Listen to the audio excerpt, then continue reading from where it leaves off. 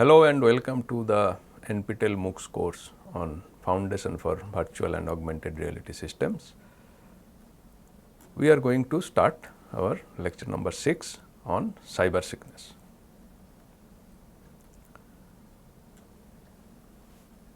Before we start, let us quickly recap what we have learned so far. We talked about the basic concepts. We had gone through the definitions of those basic concepts, namely VR, AR and MR. We have also talked about applications and the categories of systems that are there.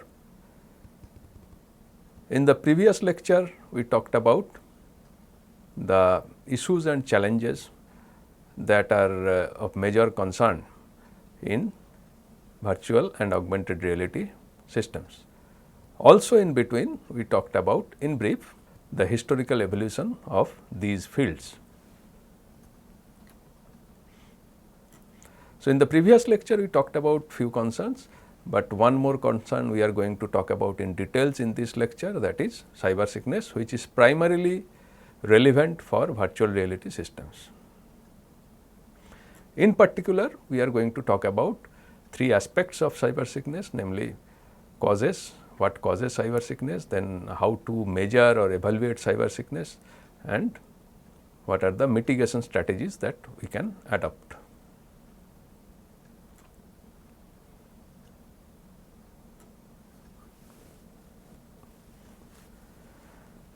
Now, cybersickness is known by another name, that is visually induced motion sickness or VIMS in short. So, in the literature you may come across both the terms cybersickness or CS or VIMS, which stands for visually induced motion sickness. So, this is a condition that can affect individuals when they interact with virtual reality technology.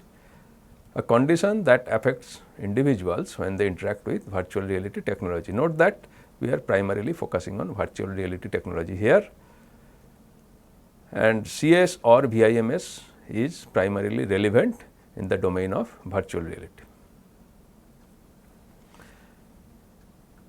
Now, how do we know that CS has happened or is going to happen? What are the symptoms? There are in fact large number of symptoms that may indicate the onset of CS or the CS itself. Some are well known, some are not so well known. So, for example, nausea, headache, excessive sweating, dryness of mouth or even fullness of stomach, vomiting or vomiting tendency particularly, dizziness, disorientation, fatigue, strange hand-eye coordination. So, typically the coordination happens in not the expected way. There are many more such conditions, but these are such symptoms, but these are common ones. So, if one or more of these symptoms are there during VR experience, then we can assume that cybersickness is happening or going to happen.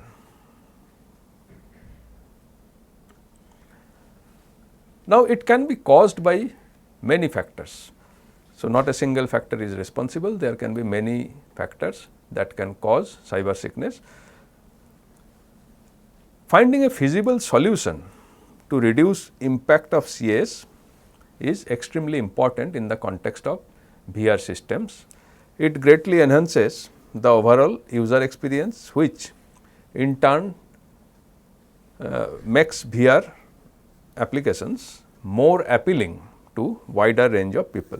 So, clearly from the usability and acceptability point of view, reduction of cybersickness is very important.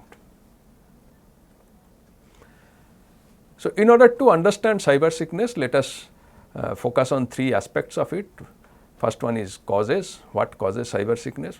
Then second one is evaluation, how do we measure cybersickness, and third one is mitigation, how do we overcome the challenges associated with cyber sickness. So, let us start with causes. Here I show basically a summary of different factors that can cause cyber sickness. There are broadly 3 factors, internal, broadly 2 factors, internal and external. Now, within external there can be 2 sub factors, hardware and VR content. We will go through each of these broad categories as well as the subcategories in details in subsequent lecture.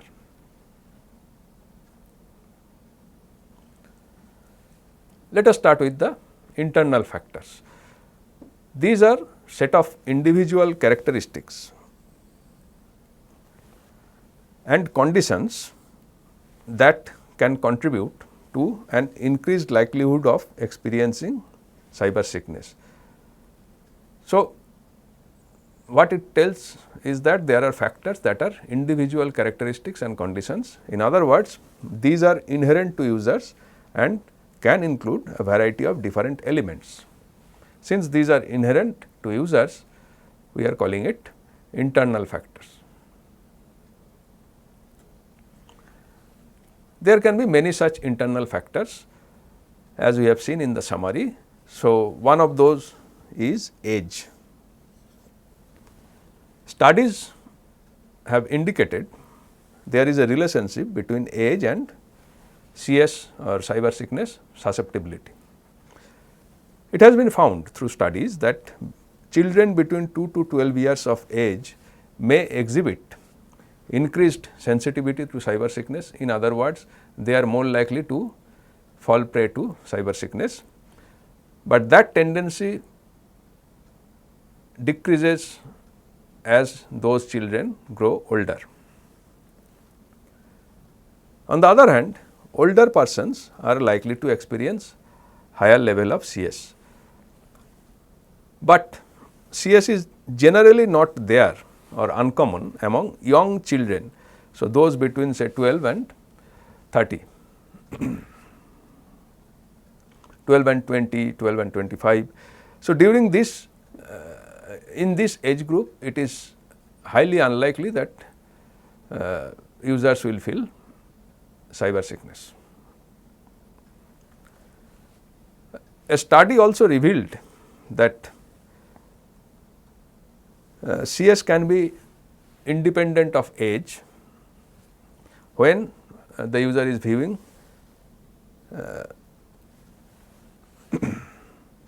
general VR content, but may be a factor, age may be a factor for controllable content. So, in case of general VR content, the relationship between age and CS is not so clear, but during in the controllable content, the relationship is more visible.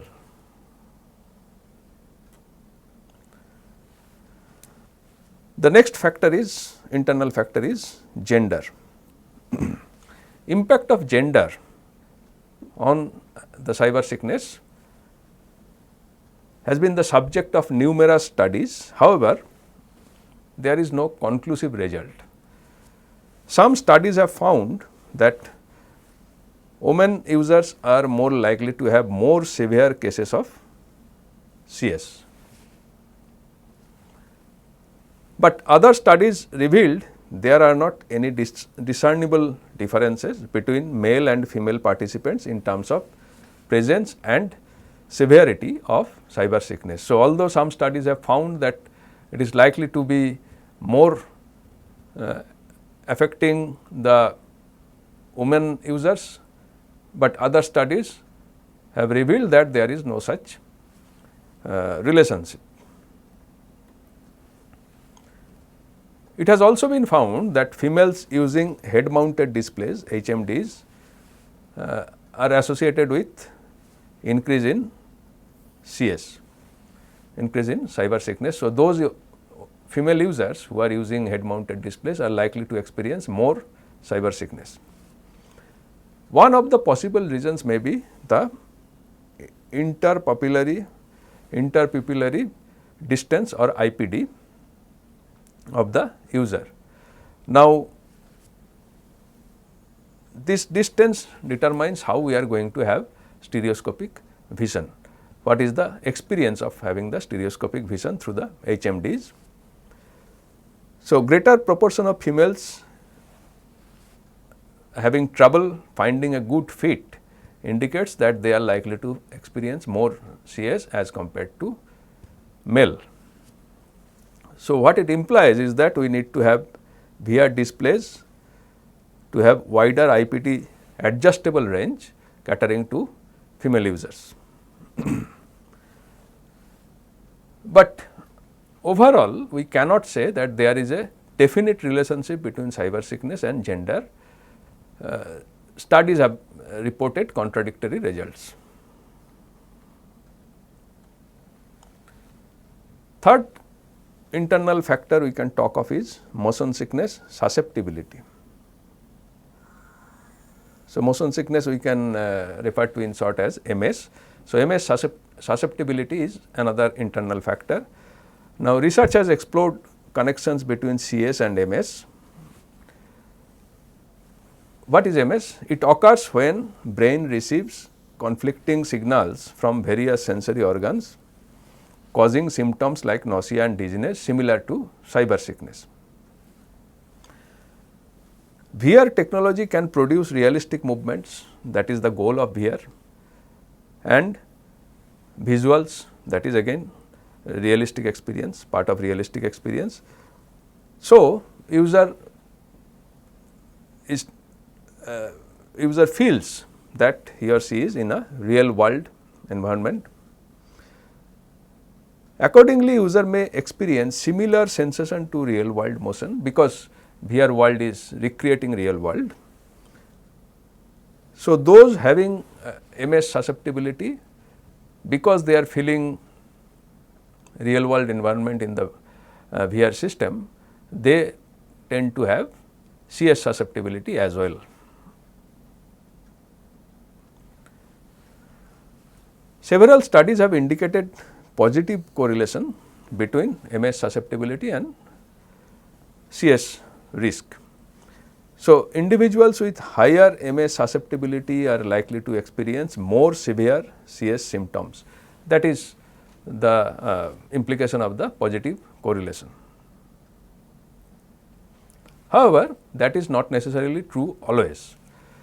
Prior experience with VR systems may reduce effect of MS susceptibility on CS. So, even if a user has MS susceptibility, but if the user is exposed to VR systems beforehand, then subsequent usage the user may not feel severe CS. Additionally, repeated exposure to VR also has shown to be effective on reducing CS symptoms over time. So, again in this case, even if the user is susceptible to MS or motion sickness, still if the user is exposed to VR experience over time, repeated exposure, then user can then the severity of CS in future use may be less, although the user is susceptible to MS. So, the positive correlations do not hold if either of these conditions are satisfied, either or both of these conditions are satisfied, that is prior exposure and repeated exposure.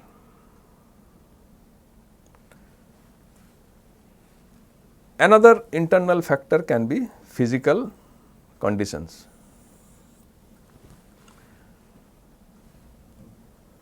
One of the physical conditions that is responsible for CS is body awareness, that is the ability of the user to attend to and perceive bodily sensations. Now, that awareness get affected with poor sleep quality. So, poor sleep quality may lead to CS or increase in severity of CS. People with greater retinal eccentricity may also be more susceptible to CS. Individuals with neurological conditions such as multiple sclerosis may experience more severe CS symptoms.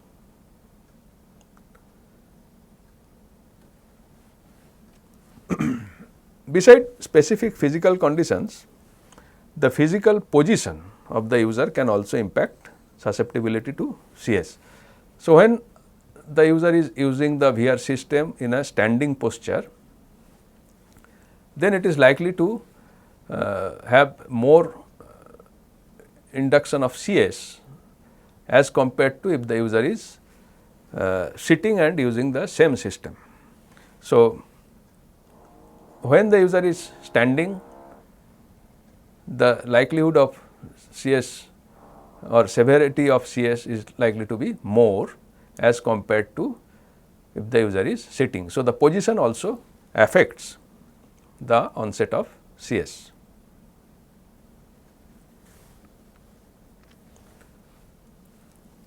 Another internal factor can be emotions or emotional conditions at the time of usage. So, negative emotions such as anxiety, stress and frustration, these are typically associated with increased likelihood of experiencing visually induced motion sickness or cybersickness CS. Personality traits such as neuroticism may also increase likelihood of experiencing CS. So, these are the internal factors that are internal to the user: age, gender, motion sickness, susceptibility, physical condition and emotional condition. Then there are external factors that are not subjective to users' mental or physical conditions. So, one category of external factor is hardware. So, let us have a look at this external factor first.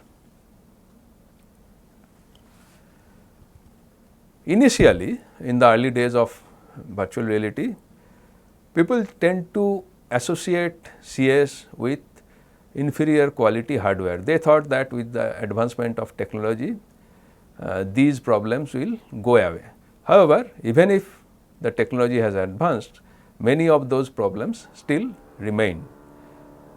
That indicates that problems are not related to inferior hardware quality, there is something more fundamental there. So, some aspects of devices, no matter how advanced those are responsible for inducing CS. So, one of those factors is display resolution. Study shows that higher resolution lead to better experience and reduced CS up to a certain point.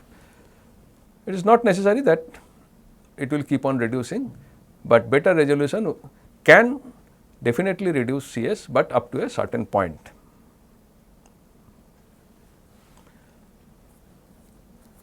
A study evaluated CS at resolutions 1K, 2K, 3K and 4K. So, different resolutions were compared to see the effect of resolution on CS. So, what was the finding?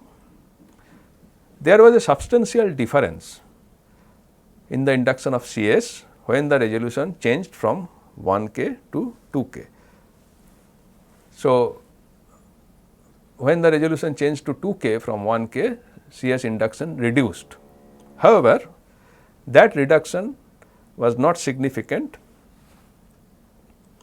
when resolutions were further changed from 2K to 3K and 3K to 4K. That means, up to change of 2K, it is likely to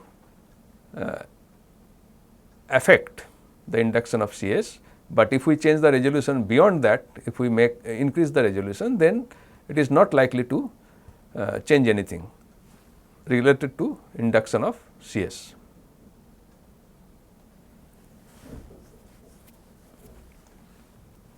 Another hardware related factor is latency. Latency is the time delay between a user's movement and the corresponding change in the virtual world. So, you are doing something in the physical world which gets reflected in the virtual world. The delay between these two, the time gap between these two is called latency. Now, several studies have investigated relationship between CS and latency in the context of HMD based VR experience, HMD or head mounted display based VR experience. It is found that sickness increases with latency. The more latency there is, it is more likely to induce sickness. A related external factor, hardware related external factor is latency jitter. So, latency is the delay between what you do in the physical world and what is happening in the virtual world due to that action. A jitter is that this time gap keeps on varying. So, variability in latency. So, sometimes you do something in the real world which gets reflected say after 1 second in the virtual world. In other times that same action gets reflected in the virtual world after say 2 seconds, although other things remain the same. So, and this is definitely due to the quality of hardware, the components of hardware. So, one is latency, but jitter is variability in latency. Now, these causes irregularities in the timing of the delivery of data. Now, this delay in response can lead to inconsistencies in the experience, causing discomfort and disorientation for the user, which lead to CS. Type of display is another hardware factor which is part of the external factor. Severity of symptoms due to CS can be significantly influenced by the type of display. Earlier we have seen that resolution affects symptoms of CS. Now, the type of displays also affect the same. A study found that users with HMD felt more cybersick as compared to those using conventional monitor. So, if you are using non-immersive VR system vis-a-vis HMD based semi-immersive VR system, then the latter category is likely to result in more CS as compared to the previous one. Another study compared quality of experience of stereoscopic 3D videos in different projection devices which comprises of flat screens, panoramic screens and VR headsets. And as before, it has been found that users with VR headsets experienced more CS.